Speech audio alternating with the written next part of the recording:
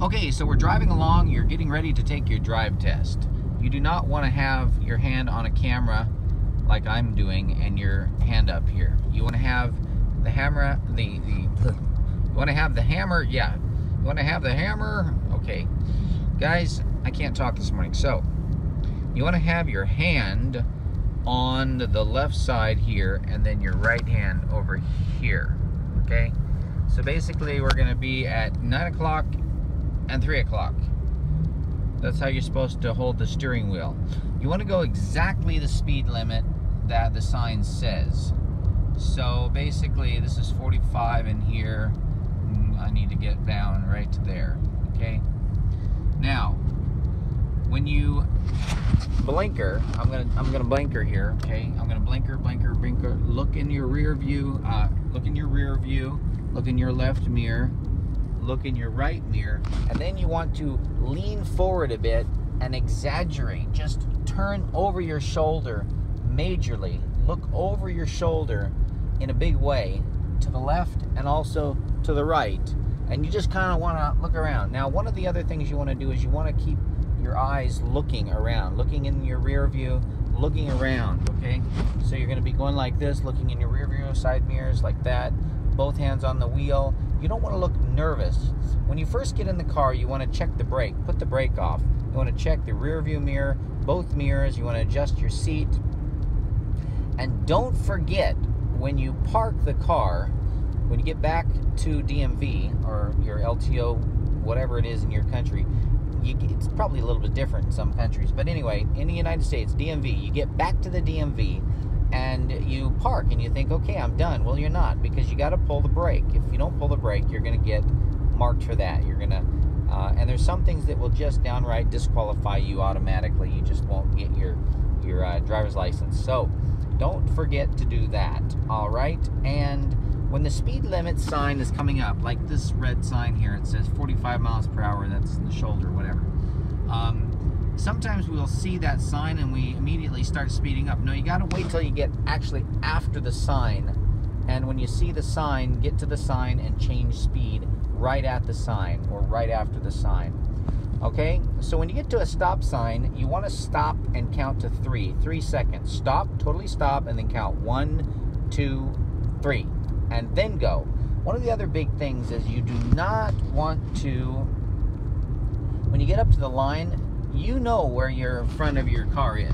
You know where it's at, okay? Now I'm going to blinker, okay? I'm going to look over here, I'm going to look here, and then I'm going to lean forward and look here, and then I'm going to go over into the next lane. You see that?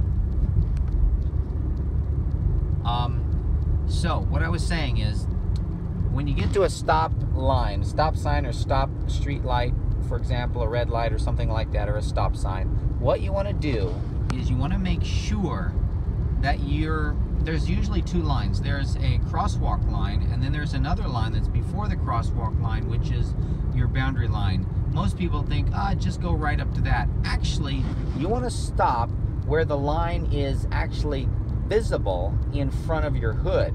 So you're actually going to be quite a distance before the white line. Some may disagree with this. You might have to ask your instructor this question, but typically you want to be just before the white line, because sometimes the instructor is not going to be used to your car and she's not going to know exactly where that white line is, and she might think you went over it and dock you for that. So you want to be sure and be before the white line. And here, is this going to be a green light? I guess it is, so I'm just going to go through it. Okay, so make sure you're at the white line, before the white line, and then when it turns green, or after you stop and count to 3 seconds, you want to not just go for it, because you can't quite see the traffic from where you're at. So you want to ease out into the road and look both ways. Look in the rear view, turn your head, look at your blinds, check your blind spots, all of that stuff, and ease out into the street or the traffic. Watch for pedestrians, all of those things, okay? I'm trying to think, anything else that I can give you a tip on? Is this a green light? I was hoping I would get a red light somewhere so that I could, so I'm going to put my blinker on, I'm going to look at my blind spot, I'm going to lean forward, I'm going to look back, and I'm going to go ahead and go through here. Okay, solid lines. You want to make sure you don't cross over solid lines. Okay, make sure that it is a dotted line.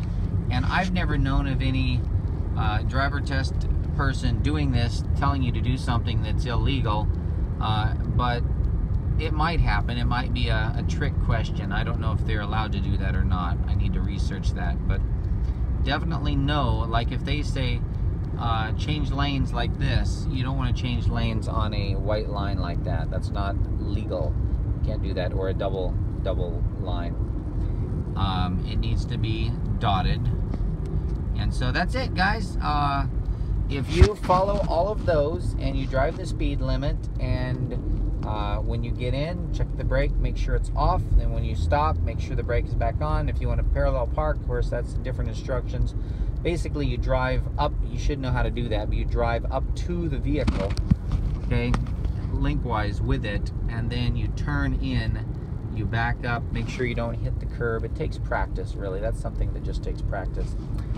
And what else? So it's important that your hands be at the 3 o'clock and the 3 o'clock and the 9 o'clock position. They used to think it was more like 2 o'clock, but that actually has been ruled out, and they think it's not as safe. I think it's safer, but whatever.